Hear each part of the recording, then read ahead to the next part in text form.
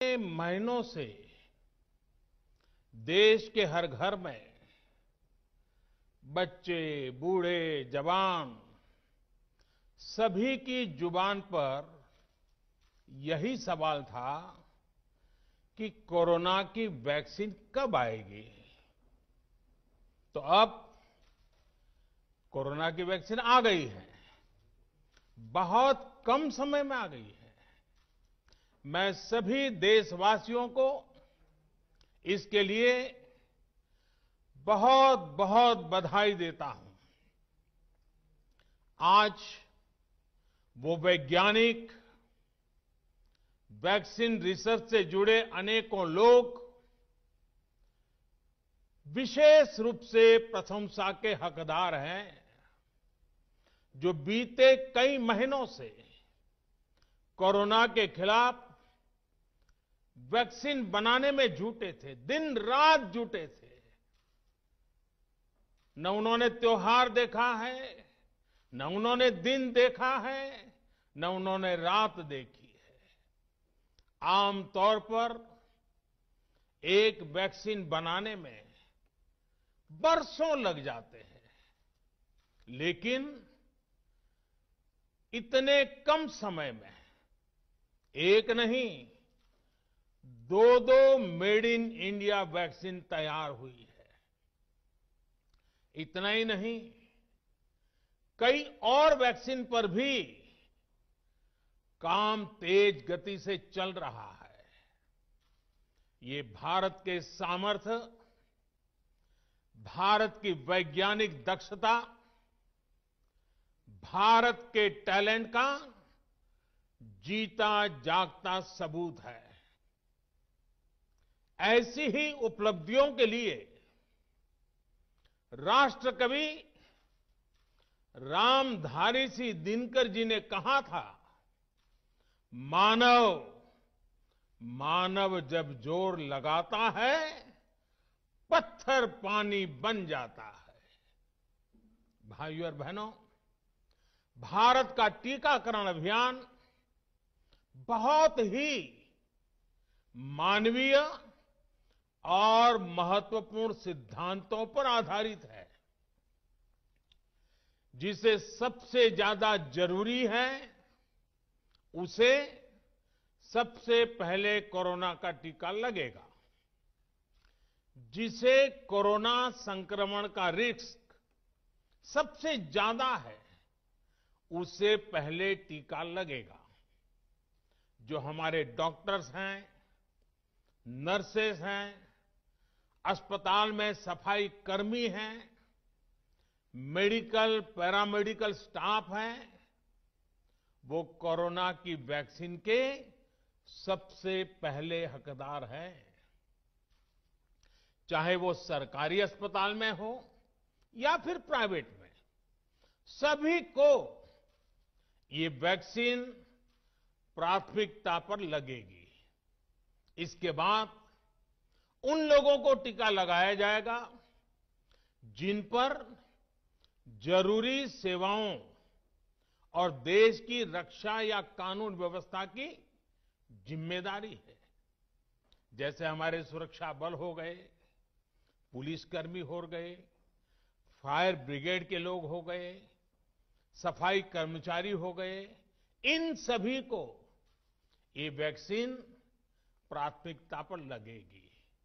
और मैंने जैसा पहले भी कहा है, इनकी संख्या करीब करीब 3 करोड़ होती है।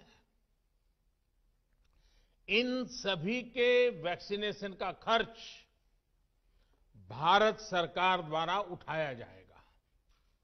साथियों, इस टीकाकरण अभियान की पुख्ता तैयारियों के लिए राज्य सरकारों के सहयोग से देश के कोने कोने में ट्रायल्स किए गए हैं, ड्राई रन्स हुए हैं।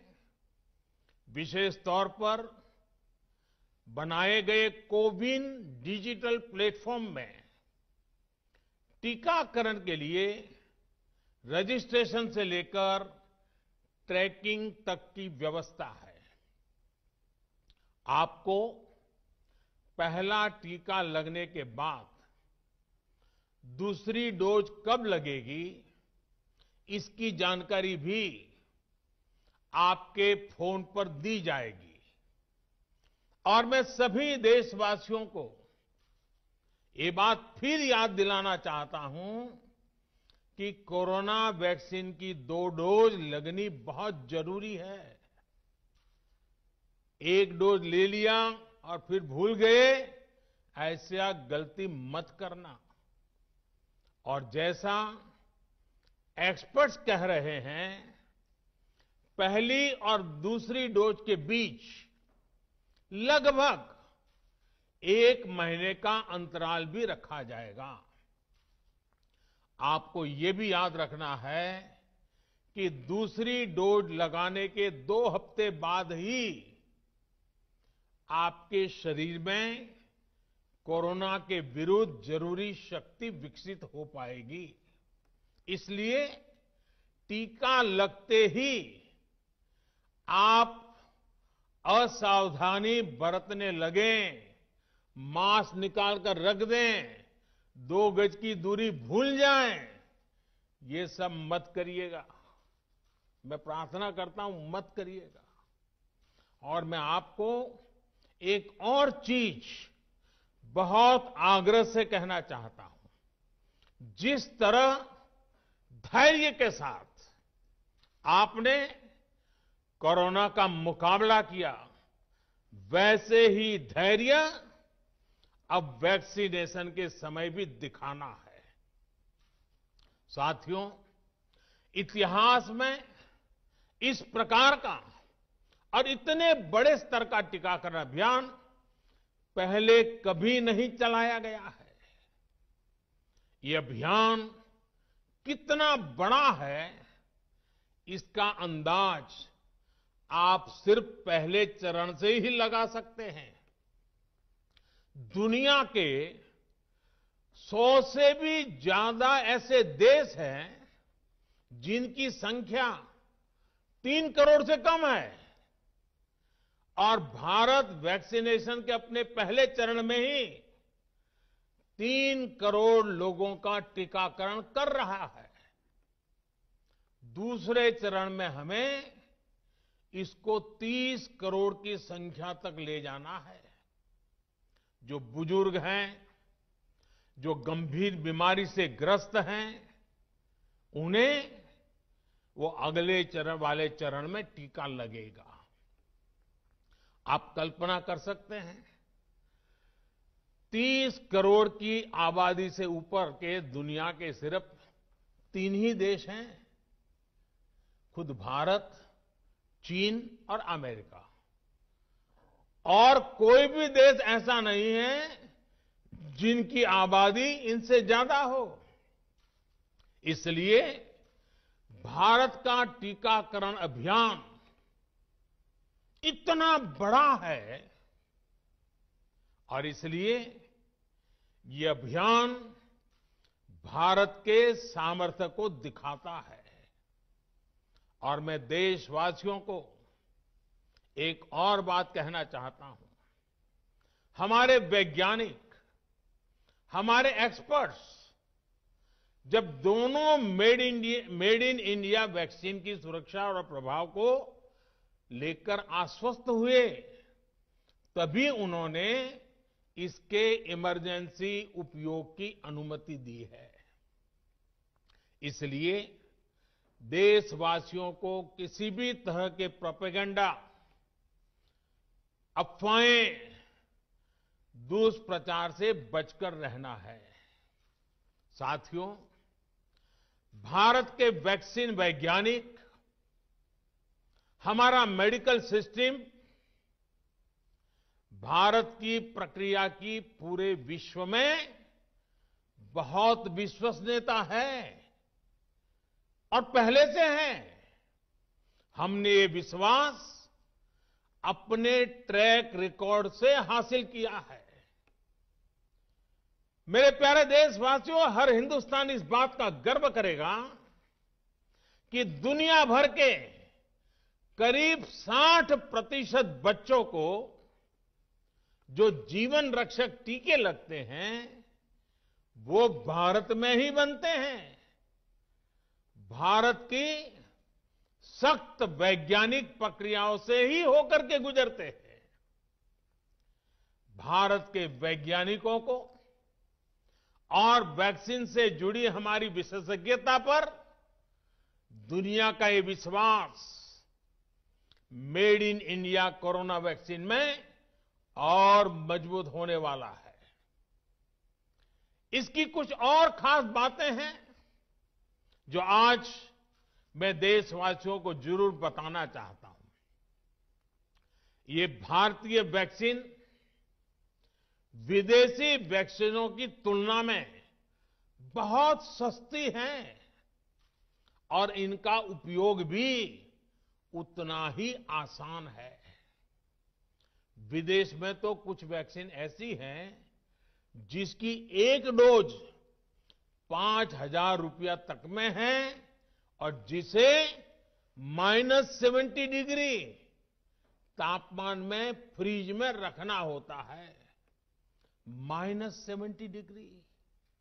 वहीं भारत की वैक्सीन ऐसी तकनीक पर बनाई गई हैं जो भारत में बरसों से ट्राइड और टेस्टेड है। ये वैक्सीन स्टोरेज से लेकर ट्रांसपोर्टेशन तक भारतीय स्थितियों और परिस्थितियों के अनुकूल है। यही वैक्सीन अब भारत को कोरोना के खिलाफ लड़ाई में निर्णायक जीत दिलाएगी। साथियों, कोरोना से हमारी लड़ाई आत्मविश्वास और आत्मनिर्भरता की रही है। इस मुश्किल लड़ाई से लड़ने के लिए हम अपने आत्मविश्वास को कमजोर नहीं पड़ने देंगे। ये प्रण हर भारतीय में दिखाई दिया है। संकट कितना ही बड़ा क्यों न हो, देशवासियों ने कभी आत्मविश्वास खोया नहीं। जब भारत में कोरोना पहुंचा तब देश में कोरोना टेस्टिंग की एक ही लैब थी। हमने अपने सामर्थ्य पर विश्वास रखा और आज 2300 से ज्यादा लैब्स का नेटवर्क हमारे पास है। शुरुआत में हम mask, PPE kit, testing kits, ventilators जैसे जरूरी सामान के लिए भी विदेशों पर निर्भर थे। आज इन सभी सामानों के निर्माण में हम आत्मनिर्भर हो गए हैं और इनका निर्यात भी कर रहे हैं। आत्मविश्वास और आत्मनिर्भरता की इसी ताकत को हमें टीकाकरण के इस दौर में भी सशक्त कर रहा है। साथियों, महान तेलुगु कवि श्री गुराजाड़ा अप्पा राव ने कहा था, सौंत लाभम कौंत मानुको, सौंत लाभ कौंत मानुको, पौरु गुवाडिकी तोड़ू पाड़बोए, देश मंटे मट्टी कादोई, देश मंटे मनुष्य लोय। यानी हम दूसरों के काम आए, ये निस्वार्थ भाव हमारे भीतर रहना चाहिए।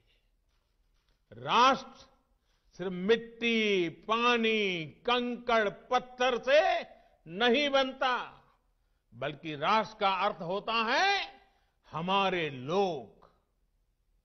कोरोना के विरुद्ध लड़ाई को संपूर्ण देश ने इसी भावना के साथ लड़ा है। आज जब हम बीते साल को देखते हैं तो एक व्यक्ति के रूप में, एक परिवार के रूप में, एक राष्ट्र के रूप में हमने बहुत कुछ सीखा है, बहुत कुछ देखा है, जाना है, समझा है। आज भारत जब अपना टीकाकरण अभियान शुरू कर रहा है, तो मैं उन दिनों को भी याद कर रहा हूं। कोरोना संकट का वो दौर जब हर कोई चाहता था कि कुछ करें, लेकिन उसको उतने रास्ते नहीं सूझते थे। सामान्य तौर पर बीमारी में पूरा परिवार बीमार व्यक्ति की देखभाल के लिए जुट जाता है, लेकिन इस बीमारी ने तो बीमार को ही अकेला कर दिया। अनेकों जगह पर छोटे छोटे बीमार बच्चों को मां से दूर रहना पड़ा। मां परेशान रहती थी, मां रोती थी, लेकिन चाहकर भी कुछ कर नहीं पाती थी। बच्चे को अपनी गोद में नहीं ले पाती थी। कहीं बुजुर्ग पिता अस्पताल में अकेले अपनी बीमारी से संघर्ष करने को मजबूर थे। संतान चाहकर भी उसके पास नहीं जा पाती थी। जो हमें छोड़कर चले गए, उनको परंपरा के मुताबिक वो विदाई भी नहीं मिल सकी जिसके वो हकदार थे।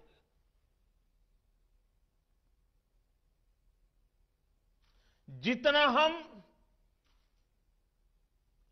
उस समय के बारे में सोचते हैं, मन सिहर जाता है, उदास हो जाता है। लेकिन साथियों, संकट के उसी समय में, निराशा के उसी वातावरण में कोई आशा का भी संचार कर रहा था। हमें बचाने के लिए अपने प्राणों को संकट में डाल रहा था। हमारे doctor, nurse, paramedical staff, ambulance driver, ASHA worker, सफाई कर्मचारी, पुलिस के साथी और दूसरे फ्रंटलाइन वर्कर्स, उन्होंने मानवता के प्रति अपने दायित्व को प्राथमिकता दी। इनमें से अधिकांश तब अपने बच्चों, अपने परिवार से दूर रहे, कई कई दिन तक घर नहीं गए।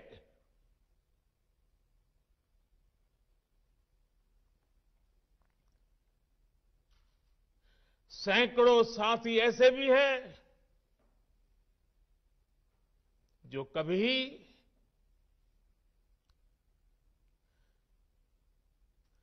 घर वापस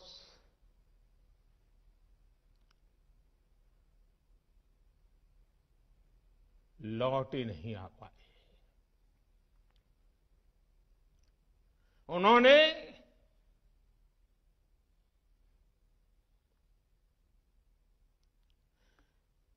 एक एक जीवन को बचाने के लिए अपना जीवन आहूत कर दिया। इसलिए आज कोरोना का पहला टीका स्वास्थ्य सेवा से जुड़े लोगों को लगाकर एक तरह से समाज अपना ऋण चुका रहा है। ये टीका उन सभी साथियों के प्रति कृतज्ञ राष्ट्र की आदरांजलि भी है। भाइयों और बहनों, मानव इतिहास में अनेक विपदाएं आई, महामारियां आई, भीषण युद्ध हुए, लेकिन कोरोना जैसी चुनौती की किसी ने कल्पना नहीं की थी। ये एक ऐसी महामारी थी जिसका अनुभव ना तो साइंस को था, ना ही सोसाइटी को था। तमाम देशों से जो तस्वीरें आ रही थी, वो खबरें आ रही थी, वो पूरी दुनिया के साथ साथ हर भारतीय को विचलित कर रही थी। ऐसे हालात में दुनिया के बड़े बड़े एक्सपर्ट्स भारत को लेकर तमाम आशंकाएं जता रहे थे। लेकिन साथियों, भारत की जिस बहुत बड़ी आबादी को हमारी कमजोरी बताया जा रहा था, उसको ही हमने अपनी ताकत बना दिया। भारत ने संवेदनशीलता और सहभागिता को लड़ाई का आधार बनाया। भारत ने 24 घंटे सतर्क रहते हुए, हर घटनाक्रम पर नजर रखते हुए सही समय पर सही फैसले लिए। 30 जनवरी को भारत में कोरोना का पहला मामला मिला, लेकिन इसके 2 सप्ताह से भी पहले भारत एक हाई लेवल कमिटी बना चुका था। पिछले साल आज का ही दिन था जब हमने बाकायदा सर्वेलांस शुरू कर दिया था। 17 जनवरी 2020 वो तारीख थी जब भारत ने अपनी पहली एडवाइजरी जारी कर दी थी। भारत दुनिया के उन पहले देशों में से था जिसने अपने एयरपोर्ट्स पर यात्रियों की स्क्रीनिंग शुरू कर दी थी। साथियों, कोरोना के खिलाफ लड़ाई में भारत ने जैसी इच्छा शक्ति दिखाई है, जो साहस दिखाया है, जो सामूहिक शक्ति का परिचय करवाया है, वो आने वाली अनेक पीढ़ियों के लिए प्रेरणा का काम करेगा। याद कीजिए, जनता कर्फ्यू कोरोना के विरुद्ध हमारे समाज के संयम और अनुशासन का भी परीक्षण था, जिसमें हर देशवासी सफल हुआ। जनता कर्फ्यू ने देश को मनोवैज्ञानिक रूप से लॉकडाउन के लिए तैयार किया। हमने ताली, थाली और दिया जलाकर देश के आत्मविश्वास को ऊंचा रखा। साथियों, कोरोना जैसे अनजान दुश्मन जिसके एक्शन रिएक्शन को बड़े बड़े सामर्थ्यवान देश नहीं भांप पा रहे थे, उसके संक्रमण को रोकने का सबसे प्रभावी तरीका ही यही था कि जो जहां है वो वहीं रहे। इसलिए देश में लॉकडाउन का फैसला भी किया गया। यह निर्णय आसान नहीं था। इतनी बड़ी आबादी को घर के अंदर रखना असंभव है, इसका हमें एहसास था। और यहां तो देश में सब कुछ बंद होने जा रहा था, लॉकडाउन होने जा रहा था। इसका लोगों की रोजी रोटी पर क्या प्रभाव पड़ेगा, अर्थव्यवस्था पर क्या प्रभाव पड़ेगा, इसका आकलन भी हमारे सामने था। लेकिन देश ने जान है तो जहान है के मंत्र पर चलते हुए प्रत्येक भारतीय का जीवन बचाने को सर्वोच्च प्राथमिकता दी। और हम सभी ने ये देखा है कि कैसे तुरंत ही पूरा देश, पूरा समाज इस भावना के साथ खड़ा हो गया। अनेकों बार छोटी छोटी लेकिन महत्वपूर्ण चीजों की जानकारी देने के लिए मैंने भी अनेक बार देशवासियों के साथ सीधा संवाद किया। एक तरफ जहां गरीबों को मुफ्त भोजन की व्यवस्था की गई, तो वहीं दूध, सब्जी, राशन, गैस, दवा ऐसी जरूरी चीजों की सुचारू आपूर्ति सुनिश्चित की गई। देश में व्यवस्थाएं ठीक से चले, इसके लिए गृह मंत्रालय ने 24/7 कंट्रोल रूम शुरू किया, जिस पर हजारों कॉल्स का जवाब दिया गया, लोगों को समाधान दिया गया।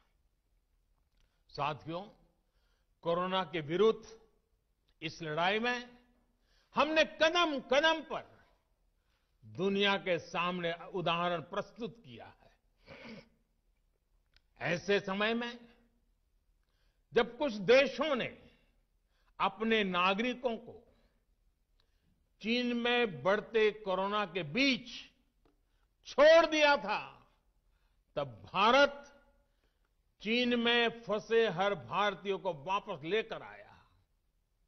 और सिर्फ भारत के ही नहीं, हम कई दूसरे देशों के नागरिकों को भी वहां से वापस निकाल करके लाए। कोरोना काल में वंदे भारत मिशन के तहत 35 लाख से ज्यादा भारतीयों को विदेशों से भारत लाया गया। मुझे याद है, एक देश में जब भारतीयों को टेस्ट करने के लिए मशीनें कम पड़ रही थी, तो भारत ने पूरी टेस्टिंग लैब यहां से वहां भेज करके उसको वहां सजाया, लगाया, ताकि वहां से भारत आ रहे लोगों को टेस्टिंग की दिक्कत ना हो। साथियों, भारत ने इस महामारी से जिस प्रकार से मुकाबला किया, उसका लोहा आज पूरी दुनिया मान रही है। केंद्र और राज्य सरकारें, स्थानीय निकाय, हर सरकारी संस्थान, सामाजिक संस्थाएं कैसे एकजुट होकर बेहतर काम कर सकते हैं, ये उदाहरण भी भारत ने दुनिया के सामने रखा। इसरो, डीआरडीओ, फौज से लेकर किसानों और श्रमिकों तक सभी एक संकल्प के साथ कैसे काम कर सकते हैं, ये भारत ने दिखाया है। 2 गज की दूरी और मास्क है जरूरी, उस पर फोकस करने वालों में भी भारत अग्रणी देशों में रहा। भाइयों और बहनों, आज इन्हीं सब प्रयासों का परिणाम है कि भारत में कोरोना से होने वाली मृत्यु की दर कम है और ठीक होने वालों की दर बहुत अधिक है। देश के कई जिले ऐसे हैं जहां एक भी व्यक्ति को हमें कोरोना की वजह से खोना नहीं पड़ा। इन जिलों में हर व्यक्ति कोरोना से ठीक होने के बाद अपने घर पहुंचा है। बहुत से जिले ऐसे भी हैं जहां बीते 2 सप्ताह से कोरोना संक्रमण का एक भी केस नहीं आया है। जहां तक कि लॉकडाउन के से प्रभावित अर्थव्यवस्था की रिकवरी में भी भारत दुनिया में आगे निकल रहा है। भारत उन गिने चुने देशों में है जिसने मुश्किल के बावजूद दुनिया के 150 से ज्यादा देशों में जरूरी दवाएं और जरूरी मेडिकल सहायता पहुंचाई। पैरासिटामोल हो, हाइड्रोक्सी क्लोरोक्वीन हो, टेस्टिंग से जुड़ा सामान हो, भारत ने दूसरे देश के लोगों को भी बचाने की हर संभव कोशिश की। आज जब हम अपनी वैक्सीन बना ली है, तब भी भारत की तरफ दुनिया आशा और उम्मीद की नजरों से देख रही है। हमारा टीकाकरण अभियान जैसे जैसे आगे बढ़ेगा, दुनिया के अनेक देशों को हमारे अनुभव का लाभ मिलेगा। भारत की वैक्सीन, हमारी उत्पादन क्षमता पूरी मानवता के हित में काम आए, ये हमारी प्रतिबद्धता है। भाइयों और बहनों, ये टीकाकरण अभियान अभी लंबा चलेगा। हमें जन जन के जीवन को बचाने में योगदान देने का मौका मिला है और इसलिए इस अभियान से जुड़ी प्रक्रिया को, उस प्रक्रिया का हिस्सा बनने के लिए भी देश में वॉलेंटियर आगे आ रहे हैं। मैं उनका स्वागत करता हूं और भी अधिक वॉलेंटियर्स को मैं अपना समय इस सेवा कार्य में जोड़ने के लिए जरूर आग्रह करूंगा। हां, जैसा मैंने पहले कहा, मास्क, 2 गज की दूरी और साफ सफाई ये टीके के दौरान भी और बाद में भी जरूरी रहेंगे। टीका लग गया तो उसका अर्थ ये नहीं कि आप कोरोना से बचाव के दूसरे तरीके छोड़ दें। अब हमें नया प्रण लेना है। दवाई भी, कड़ाई भी। दवाई भी, कड़ाई भी। आप सभी स्वस्थ रहें, इसी कामना के साथ इस टीकाकरण अभियान के लिए पूरे देश को बहुत बहुत शुभकामनाएं देता हूं। देश के वैज्ञानिकों का, रिसर्चर्स का, लैब में जुड़े हुए सब लोगों का, जिन्होंने पूरे साल एक ऋषि की तरह अपनी लैब में जीवन खपा दिया और ये वैक्सीन देश और मानवता को दी है। मैं उनको भी विशेष रूप से अभिनंदन करता हूं, उनका आभार व्यक्त करता हूं। मेरी आप सबको बहुत बहुत शुभकामनाएं हैं।